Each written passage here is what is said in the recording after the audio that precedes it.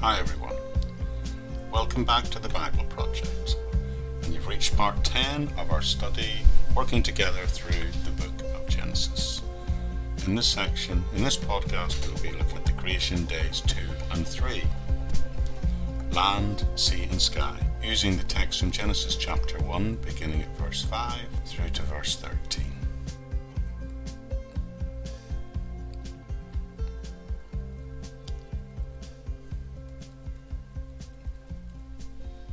The opening few verses say this, and I'm reading from the New King James Version this time. Then God said, "Let there be a firmament in the midst of the waters, and let it divide the waters from the waters." Thus God made the firmament, and divided the waters that were under the firmament from the waters that were above the firmament, and it was so. Evidently, when God created the earth was covered with a thick, formless mass of water. So on the second day, in verse 6 of this reading, we see God separating water from water, and he calls the space between these two bodies of water the firmament. Now that's interesting, because that means there is still water covering the surface of the earth. No land yet, just completely covered with water. But now there's a canopy of moisture or water above the earth with a separate area of space in between. Meteorologists will tell you today that clouds are made up nearly entirely of water vapour. In the King James Version in verse 7, we are told that God called the space in between the firmament. Remember, at this point, the view of the heavens above are covered. If we were able to stand on the earth, the view of the heavens above are covered by a thick cloud covering full of heavy moisture. That's what's being described here. And in a way, doesn't that look awfully like some of the lifeless planets that astronomers observe today, both within and outside our own solar system? Verse 8 says it very simply. The firmament is what we observe in the space that lies between the earth and the heavens above, what we would today perhaps call the atmosphere.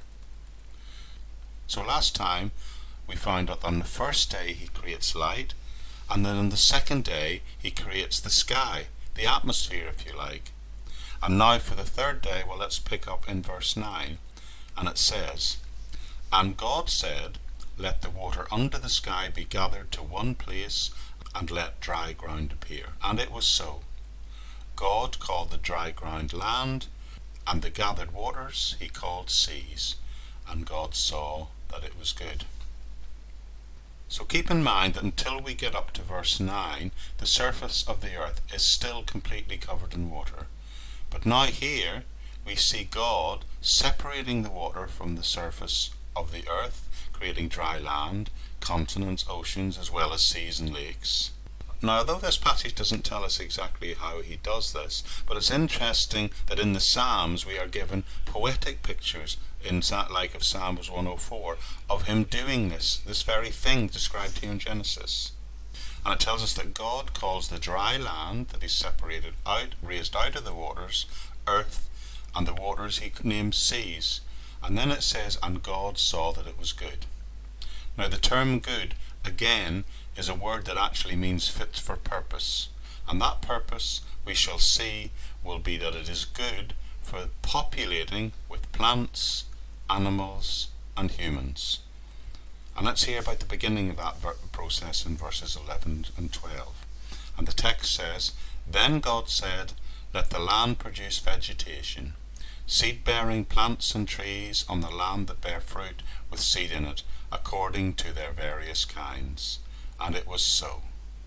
The land produced vegetation, plant-bearing seeds according to their kinds, and trees bearing fruit with seed in it according to their kinds. And God saw that it was good."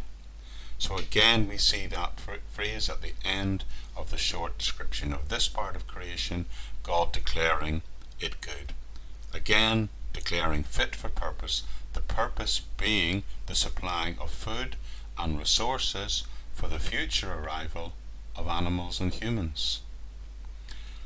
And then this section can close with the repeating phrase, "And there was evening, and there was morning, the third day." That's Genesis 13. So there you have it. In the first 3 days, God has created light, He's created the heavens, the firmament, He's created the oceans and the dry lands, and then He's begun to populate it at this point with different kinds of plants and vegetation. And that's all in these opening 3 days.